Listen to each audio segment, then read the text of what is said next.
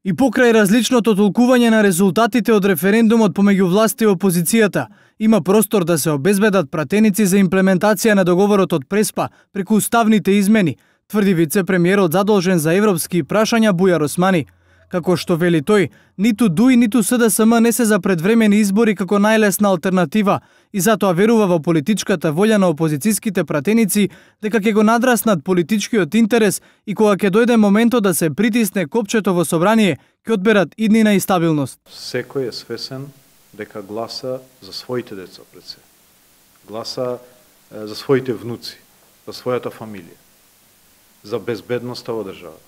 И мислам дека кога ќе се соочат со моментот, дека од неговото притискање на копчето, дали црвено, дали зелено, всушност притиска копче за црвено во Македонија или зелено во Македонија, да оди напред или да ја стопира државата и да ја внесе у тешка криза. Се уште има простор и треба да се зборува со сите, бидејќи одговорноста е преголема, последиците се преголеми.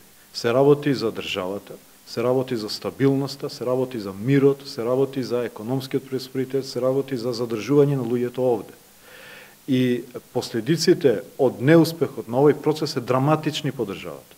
Коментирајќи ја средбата меѓу партискиот лидер Али Ахмети и лидерот на опозицијата Христијан Мицкоски, Османи за Еден ТВ вели дека таа средба е со цел да се вклучи опозицијата во решавањето на едно надпартиско прашање. Ние не можеме да обезбедиме 80 пратеници без вклучување на опозицијата или пратениците опозицијата во процесот. Тоа значи дека ние треба да разговараме. Треба да разговараме со сите, и со политичките партии, и со пратениците индивидуално. Претешко е прашањето за да се затвориме во партиските ровови. Ова е прашање кое што ги надминува партиските интереси. Ова е прашање кое што не дозволува партиски калкулации. Значи, не знам колку да драматизирам да кажам дека во прашање е мирот во државата, дека е стабилноста во прашање, дека иднината на државата е во прашање. Така да, најдоброто што можете да го направите, на секој што и мисли добро на оваа држава е сега да ги надмине партиските ровови. Доколку напорите за консензус за резултатите од референдумот, кој за власта недвосмислено е успешен со над 600.000 гласачи за, не успеат, Османи предупредува дека неизбежна е политичка криза, која вели ДУИ и СДСМ не ја посакуваат.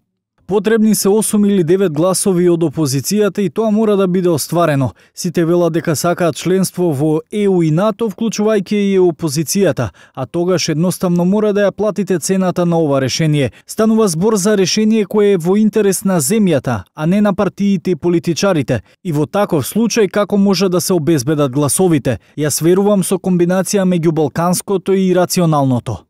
Предупредување дека нови предвремени избори само би ја комплицирале и онака сложената политичка ситуација во државата, денеска испрати еврокомесарот за соседска политика и проширување Јоханес Хан, кој порача дека не се потребни избори, туку треба да се искористи можноста и да се обезбеди двотретинско мнозинство во собранието за спроведување на договорот со Грција.